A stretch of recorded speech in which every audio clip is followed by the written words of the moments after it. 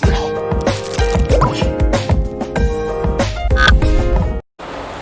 students, myself Rubina Chaudhary and today we are back with another lecture of chemical kinetics. Student, in our previous lecture we have discussed about molecularity. We have seen a distinguished point between order and molecularity, and then we have talked about RDS. Today students, we are going to discuss one of the very important derivation which is asked from this chapter, and that is known as a integrated rate law. Okay students, so when we are talking about integrated rate law, we have already discussed about differential rate law. I hope you remember. If you don't remember student, जो आपका instantaneous rate of a reaction था, उसी instantaneous rate of a reaction को हम differential rate law भी बोलते हैं, right students. तो जो तुम्हारा डिफरेंशियल रेट लॉ है, अगर तुम जो what is integrated rate law, integrated rate law is nothing but it is obtained by integrating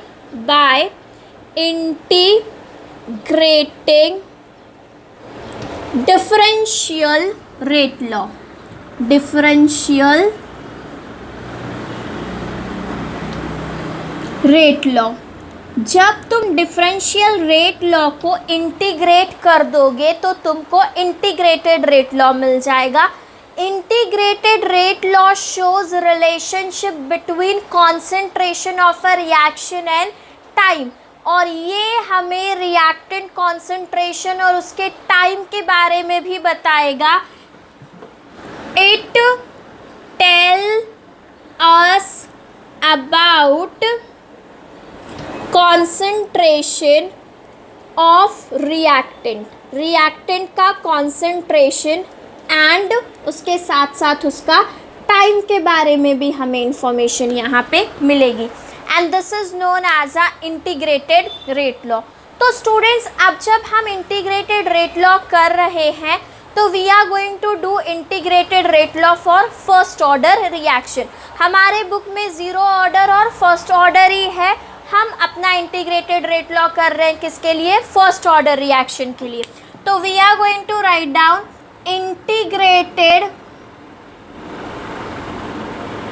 rate law for first order reaction, integrated rate law for first order reaction। Okay बेटा, यहाँ पे आपने लिख लिया। तो जब हम integrated rate law first order reaction के लिए करेंगे, now let us consider a reaction. हम बहुत सिंपल सा रिएक्शन कंसीडर कर लेते हैं। Consider a reaction which is going to give me A, और वो A आगे जाके मुझे देने वाला है प्रोडक्ट। A है और A मेरा जाके मुझे क्या देने वाला है? प्रोडक्ट देने वाला है। ये मैंने अपना इक्वेशन जो है वो रिएक्शन लिख लिया। अब इस रिएक्शन का अगर मुझे डिफरेंशियल रेट लॉ लिखना है तो मैं कैसे लिखूंगी? पहले डिफरेंशियल रेट लॉ लिखो, तो तुम्हारा जो नेक्स्ट स्टेप होगा it will be the differential rate law of given equation is. बेटा, differential rate law is nothing but instantaneous rate law. तो यहाँ पे R is equal to minus, क्योंकि रिएक्टेंट साइड पे है, d/dt किसका? A का। ये तुमने डिफरेंशियल रेट लॉ लिख लिया। क्या लिख लिया बेटा? Differential rate law. और अगर यही सेम चीज़ तुम रेट कांस्टेंट के टर्म में लिखो तो दिस ऑल d/dt माइनस पूरा तुम्हारा कांस्टेंट हो गया और तुमको मिल गया A। ये तुम्हारे पास आ गया equation. Student, this is your first equation और इसको तुम मार्क कर लो as equation number 1। I hope यहाँ तक चीज़ें क्लियर है। अब इसके बाद मैं तुमको बता दूँ what is your square bracket A. Square bracket A is nothing but it is a concentration of your reactant A. तो हम लिख देते हैं वेर स्क्वायर ब्रैकेट में जो तुम्हारा ए है is concentration of reactant A का वो कॉन्सेंट्रेशन है। अब बेटा अगर मैं अपने फर्स्ट इक्वेशन को रीअरेंज कर दूं, क्योंकि मुझे इंटीग्रेट करना है ना, तो मुझे अपने इस इक्वेशन को ऐसा कन्वर्ट करना पड़ेगा ना कि इंटीग्रेशन पॉसिबल हो। अभी यहाँ पे तो इंटीग्रेशन पॉसिबल नहीं है, तो what I am going to do student is I am going to rearrange my equation. Rearranging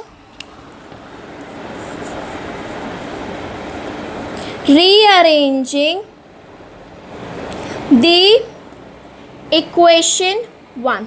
rearranging equation 1, हम अपने इक्वेशन 1 को क्या कर रहे हैं, रीअरेंज कर रहे हैं। Why student I am rearranging this, the only reason behind that is I want to make this equation ऐसा कि मैं उससे इंटीग्रेशन कर सकूँ। So I want to make that possible and that's why I am doing this particular step. तो बच्चा मैं अपने डी बाई डी टी को उस तरफ वहाँ पे शिफ्ट कर दूँगी, और what I can do, look students what I will do here, R is equal to जो मेरा यहाँ पे है डी ए और इसके के बाजू में जो ए था उसको भी यहीं पे ले आए। So I got D A by A. बेटा मुझे यहाँ पे क्या मिल गया, डी ए बाय ए, और साथ साथ में मैंने लिख दिया माइनस के डी टी। ये मुझे मेरा इक्वेशन मिल गया। This is what I am getting and I am going to mark it as equation number 2। Equation को रीअरेंज करने के बाद बेटा you got D A by A is equals to minus K D T. ये तुम्हारा equation मिल गया तुमको। अब जो तुम्हारा इक्वेशन 2 है बच्चा, उसको तुम इंटीग्रेट करोगे। तो अब जब मुझे मेरे इक्वेशन 2 को इंटीग्रेट करना है, तो इंटीग्रेट करने के लिए लिमिट्स का होना भी ज़रूरी है, मतलब लिमिट्स नहीं होंगे तो that's why what we will do is we will take let A not is initial concentration. Let A naught is a initial concentration of reactant A. reactant A का initial concentration है A naught at time, और उस time पे मेरा जो time t होगा वो 0 होगा।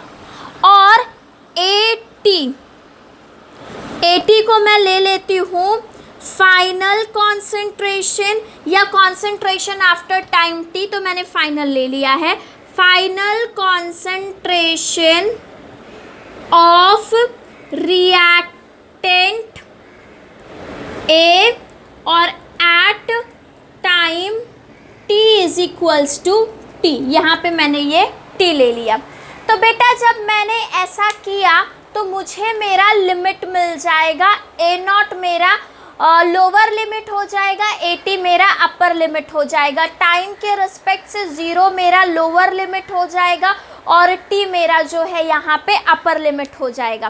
तो what we will do is हम क्या कर लेते हैं, इंटीग्रेटिंग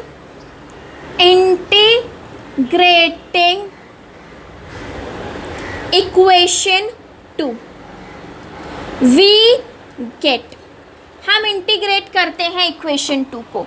तो मेरा इक्वेशन 2 यहाँ पे है और मैं क्या करूँगी, I will write down integration of D A by A.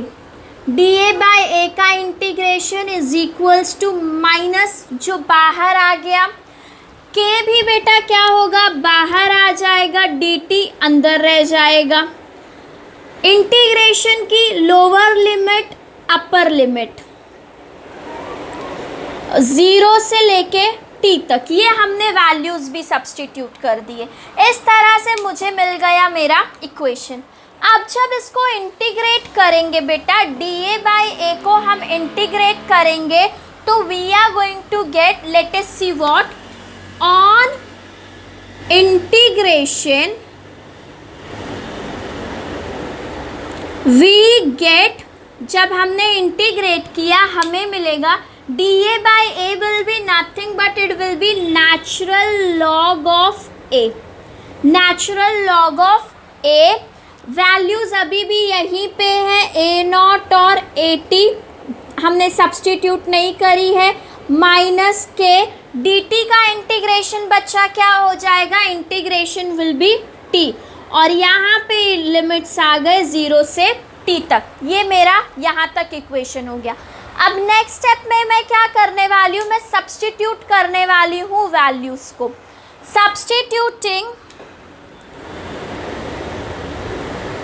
substituting the values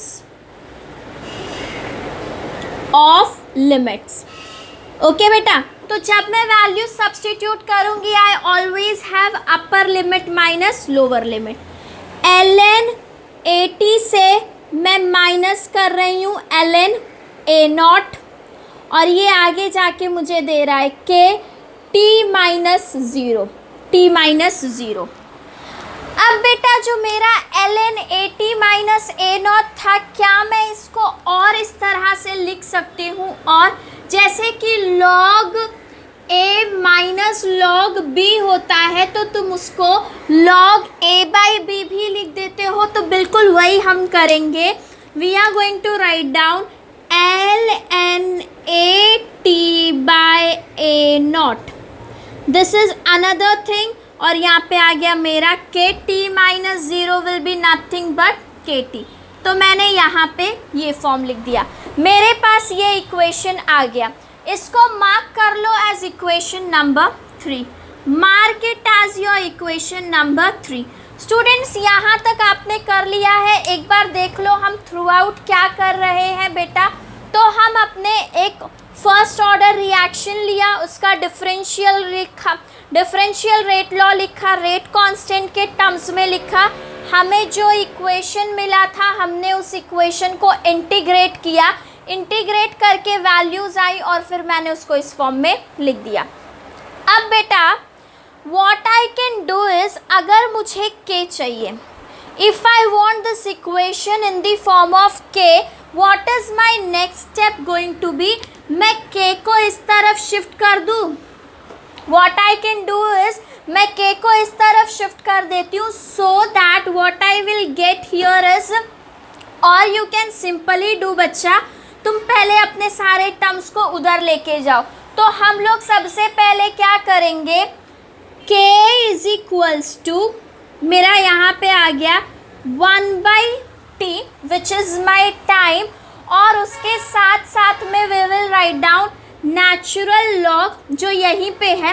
बेटा एक काम कर सकते हो तुम सीधा, क्योंकि यहाँ पे तुम्हारे पास माइनस साइन है, पूरे टर्म को इस तरफ शिफ्ट कर दो और ये पूरे टर्म को उस तरफ शिफ्ट कर दो, ये पूरा आके इधर हो गया के टी पॉजिटिव, और ये तुम्हारा ln जो नीचे था वो ऊपर चला गया और जो ऊपर था वो नीचे आ गया। ठीक है, फिर तुम क्या कर दोगे नेक्स्ट स्टेप में, क्योंकि मुझे k के फॉर्म में चाहिए, मैं 1/t ln a not by at कर रही हूँ, a नॉट बाय at। अब आगे जाके वी ऑल नो कि नेचुरल लॉग की वैल्यू क्या होती है, तो हम अपने नेचुरल लॉग को रिप्लेस कर देंगे log टू द बेस 10 से, replacing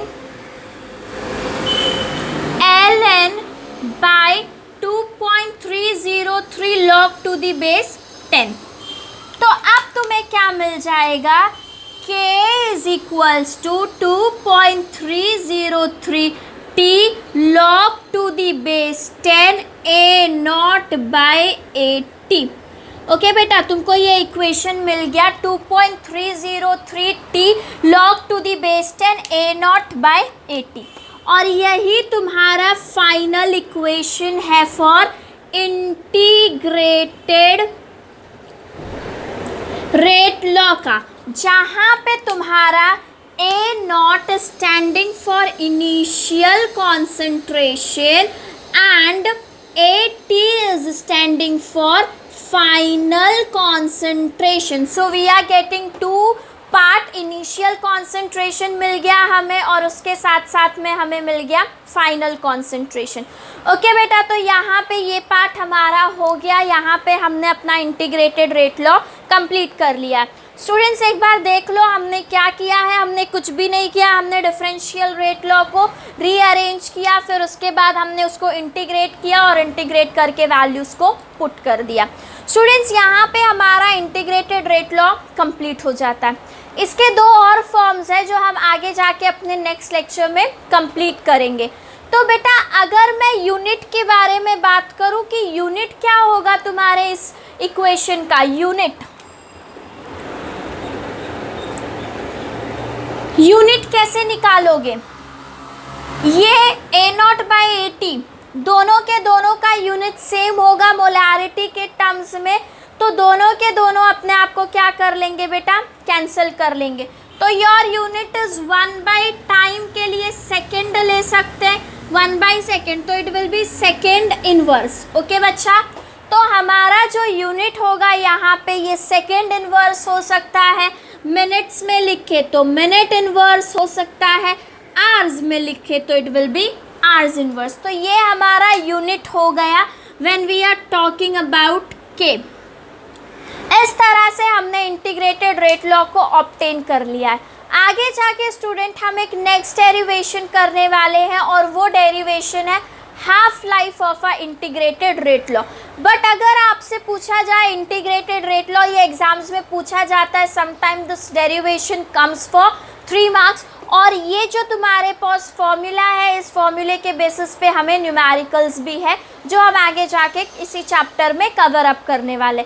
Okay students, so that's all for today and keep watching my lecture. Thank you students.